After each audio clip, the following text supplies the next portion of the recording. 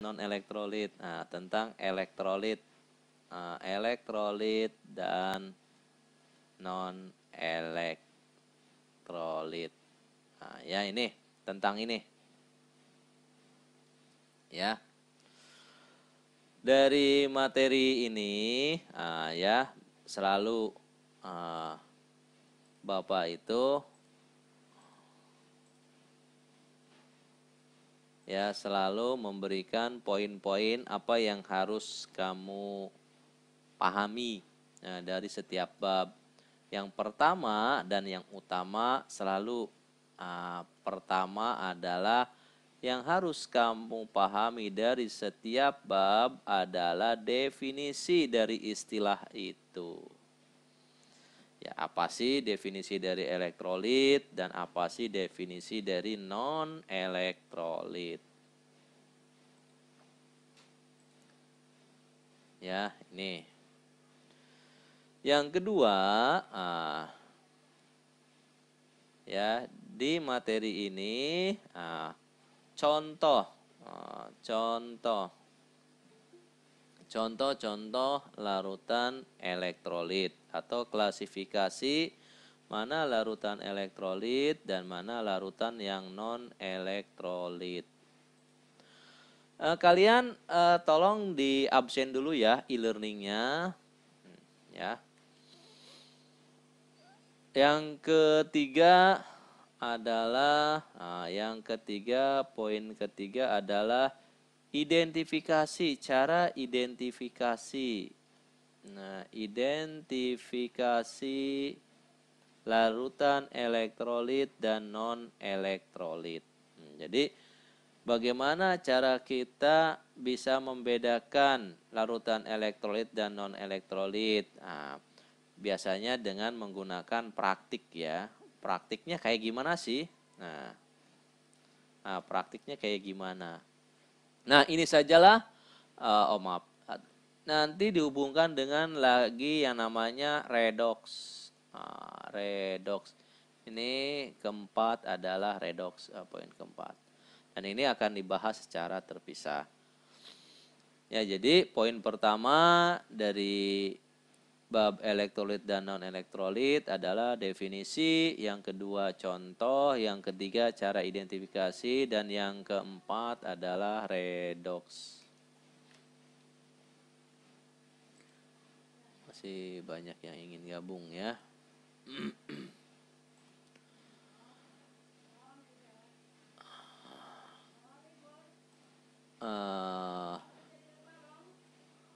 Oke. Poin yang pertama yaitu tentang definisi. Definisi. Kita ada dua istilah ya. Yang pertama adalah larutan. Ini namanya larutan ya. Larutan. Larutan elektrolit sama larutan non elektrolit. Ini definisinya sebentar. Larutan elektrolit dan non elektrolit. Definisinya, larutan elektrolit adalah larutan yang dapat menghantarkan arus listrik. Ya, jadi larutan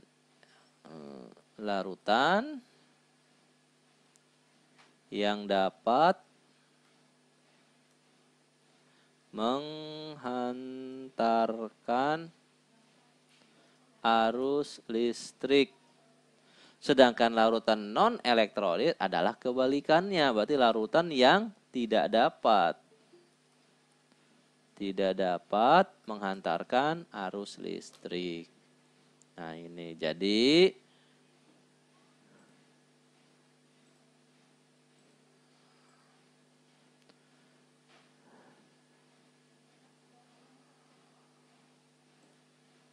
ya. Jadi bagi kalian hati-hati ya. Makanya kenapa ketika tangan kita basah nggak boleh ya. Nggak boleh bermain dengan stop kontak. Karena takutnya larutan basah kita itu, larutannya itu, cairan yang ada di tangan kita itu merupakan larutan elektrolit. Nah, larutan yang dapat menghantarkan arus listrik, sedangkan larutan non-elektrolit adalah larutan yang tidak dapat menghantarkan arus listrik. Lalu pertanyaan, mengapa larutan elektrolit dapat menghantarkan arus listrik?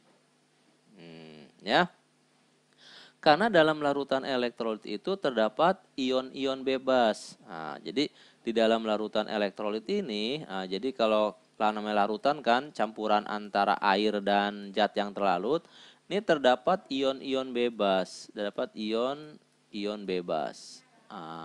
Di sini ya. Ion-ion bebas ini berasal dari mana? Berasal dari senyawa yang dilarutkan. Jadi ion-ion bebas ini berasal dari senyawa yang dilarutkan. Yang dilarutkan. Nah, jadi ada senyawa yang bersifat elektrolit dan ada senyawa yang tidak bersifat elektrolit. Kenapa senyawa yang dilarutkan ini bisa bersifat elektrolit dan ada yang tidak bersifat elektrolit? Karena senyawa yang dilarutkan ini ada yang terlarut, ada yang terionisasi dan ada yang tidak. Ya, jadi ada yang terionisasi dan ada yang tidak terionisasi. Nah, inilah yang membedakan senyawa kimia itu ya ada yang menghantarkan arus listrik dan ada yang tidak. Jadi berasal dari istilah ionisasinya ini. Jadi kalau senyawa kimia yang terionisasi maka dia dapat menghantarkan arus listrik. Sedangkan yang tidak terionisasi dia tidak dapat menghantarkan arus listrik. Kalau yang terionisasi maka elektrolit, sedangkan yang tidak terionisasi maka non-elektrolit. Nah, sampai sini paham ya? Bisa membedakan mana larutan elektrolit dan mana bisa tahu perbedaan definisi dari larutan elektrolit dan non-elektrolit.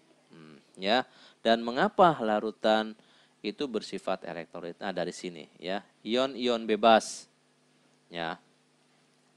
Contohnya apa? Yang larutan elektrolit. Nah, contohnya adalah kita kenal ya di dapur, kalau kamu main ke dapur ada yang pasti bumbu dapur itu ada yang namanya garam. Ya enggak? Ada yang namanya gula. Nah, ada yang namanya kalau pakai asam tuh cuka. Ya enggak? Nah, ada yang namanya apa lagi ya? Oh, 3 aja lah ya. Ada garam, ada gula, ada cuka. Nah ini. Nah, kalau garam ini kita masukkan ke dalam air, maka garam ini kan ini senyawa kimianya NaCl.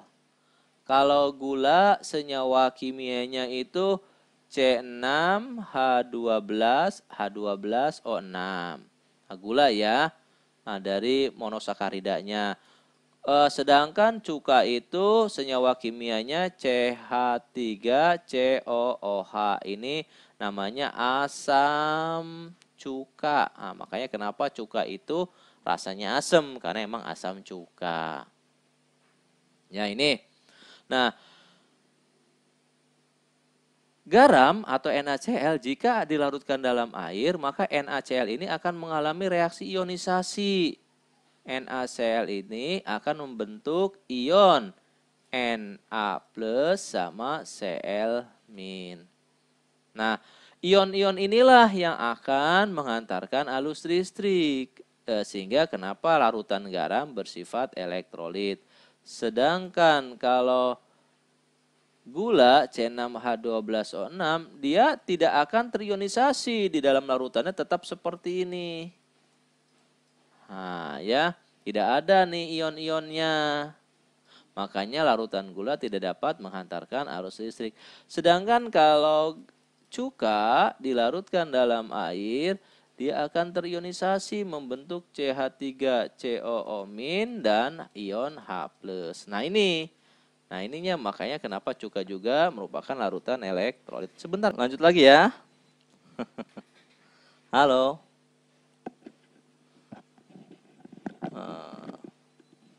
Masih ya, masih stay tune ya. Kembali lagi. Nah, jadi kenapa larutan garam dan larutan cuka itu bersifat elektrolit? Karena larutan garam dan larutan cuka jika dilarutkan dalam air dia akan mengalami reaksi ionisasi. Ini namanya reaksi ionisasi ya. Nah, ini reaksi ionisasi. Nah, ini punya definisi juga nih reaksi ionisasi ini ya. Ya, reaksi senyawa kimia menjadi ion-ionnya ya. Jadi reaksi perubahan senyawa kimia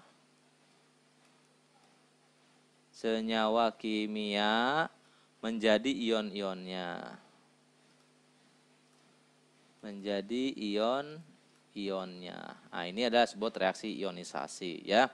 Sedangkan kalau gula tidak mengalami reaksi ionisasi. Walaupun kalau kamu lihat, loh kok Pak, kalau kita melarutkan gula dalam air, gulanya hilang. Sama dengan garam kan. Kalau kamu masukkan padatan garam ke dalam air, lalu kamu aduk, loh garamnya juga hilang. Kalau garam itu mengalami reaksi ionisasi. Ya. Tapi kalau gula itu hanya mengalami reaksi solvasi. Ya beda ya antara ionisasi sama solvasi. Tetap sama-sama garam dan gulanya juga hilang. Gitu. Ya, nggak bisa kita lihat lagi mana gula, mana garamnya. Nah inilah contoh-contoh juga mana yang larutan elektrolit dan mana yang larutan non elektrolit. Nah ini ya. Selain ini banyak ya, yang Bapak kasih contoh ini cuma 3, banyak sekali. Contohnya apa? Contohnya kalau kita lihat sirup. Nah, sirup itu isinya apa? Isinya gula ya kan, gula dan zat pewarna. Nah ya, nah ini sama, dia juga bersifat non elektrolit. Lalu apalagi alkohol. Nah, alkohol ya. Ini elektrolit atau non elektrolit? Nah, silakan ya kalian cari. Alkohol ini elektrolit atau non elektrolit? Nah, banyak sekali larutan-larutan mana yang elektrolit dan mana yang non elektrolit. Nah, dari sini larutan elektrolit juga terbagi menjadi 2. Ya tadi ya, awalnya itu larutan. Nah, larutan terbagi 2, ada yang elektrolit, ada yang non elektrolit. Larutan elektrolit terbagi 2, ada yang elektrolit kuat, ada yang elektrolit lemah. Nah, ini. Ya. Contoh larutan elektrolit itu larutan garam, ya, larutan garam, larutan asam dan larutan basa. Nah, ya, contohnya ini. Elektrolit kuat dan elektrolit lemah. Bagaimana cara kita membedakan elektrolit kuat dan elektrolit lemah? Nah, ya. Caranya yaitu dengan melakukan praktik eksperimen. Nah, praktik. Nah, dengan cara melakukan praktik ya. Ini juga semuanya dibedakan dengan kita menggunakan atau melakukan praktik atau eksperimen. Bagaimana cara kita melakukan praktiknya? Ini bisa kamu kerjakan di rumah. Ya, ini Bapak kasih rangkaiannya bagaimana cara kita bisa membedakan mana larutan elektrolit, mana yang bukan, ya. Yang bisa kamu kerjakan di rumah, eksperimen sederhana. Caranya yaitu kamu siapkan elektroda. Ya, 2 elektroda. Biasanya elektroda ini terbuat dari kawat tembaga nih. Jadi kamu siapkan nih kawat tembaga. Nah, ini ya kawat tembaga. Nah, ini kawat tembaga nih. Nah, ini kawat tembaga. Mau siapkan 2. Nah, ya. Lalu kawat tembaga ini yang satu dihubungkan dengan lampu. Ya, ini dihubungkan dengan lampu. Nah, ini lampu lah ya, Bapak anggap ini lampu lah. Nah, ini lampu. Ya, ini Bapak tulis ini lampu. Nah, ya, dihubungkan dengan lampu. Lalu yang sini dihubungkan dengan baterai. Ya, baterai. Nah, dan ada di mana baterai itu ada positif, ada negatif ya. Pak, baterainya butuh berapa? Ya, diusahakan baterainya kalau baterai kecil ya itu ada 3 lah ya, 3 buah baterai. 3 buah baterai. Nah, lalu nih dihubungkan ke lampu. Nah, seperti ini. Ya, jadi ginilah rangkaiannya.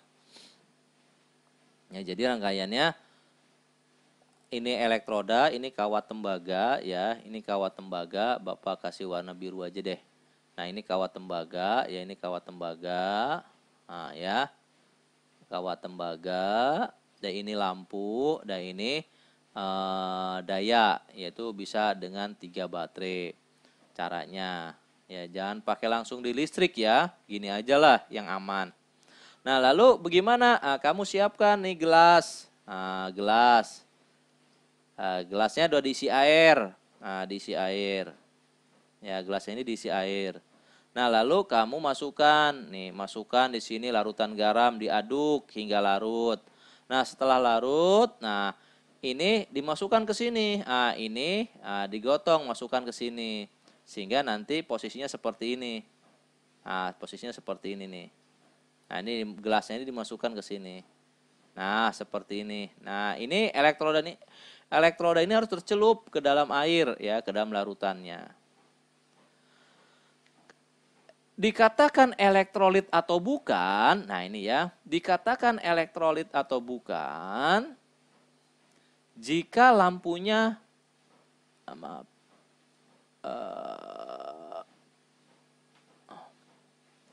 dikatakan elektrolit atau bukan, nih ya, elektrolit atau bukan. Nah, jadi yang kita amati ini 2, nyala lampu.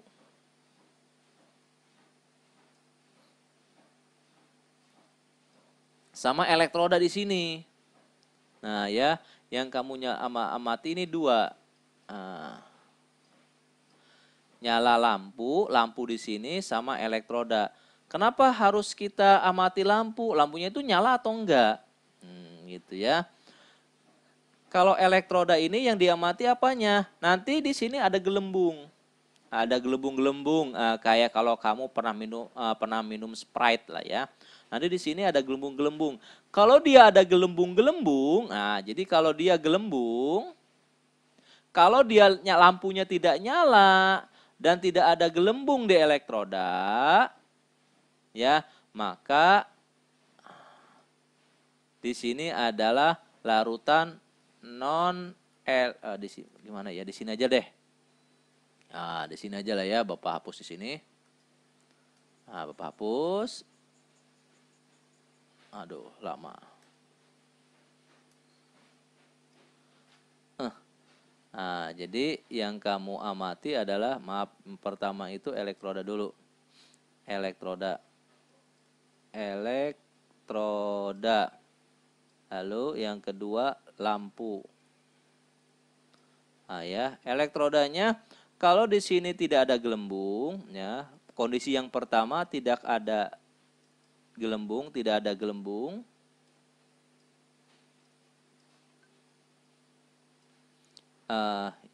ya, waalaikumsalam. Di sini lampunya tidak menyala, maka kesimpulan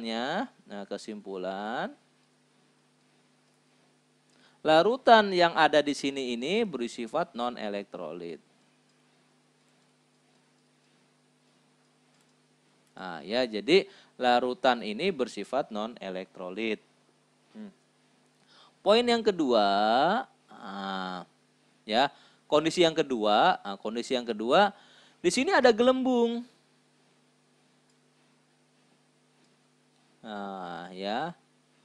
Ada gelembung. Dan di sini lampu tidak menyala. Tidak menyala atau redup. Kan lampu itu ada yang terang, ada yang redup ya. Redup, maka ini elektrolit lemah.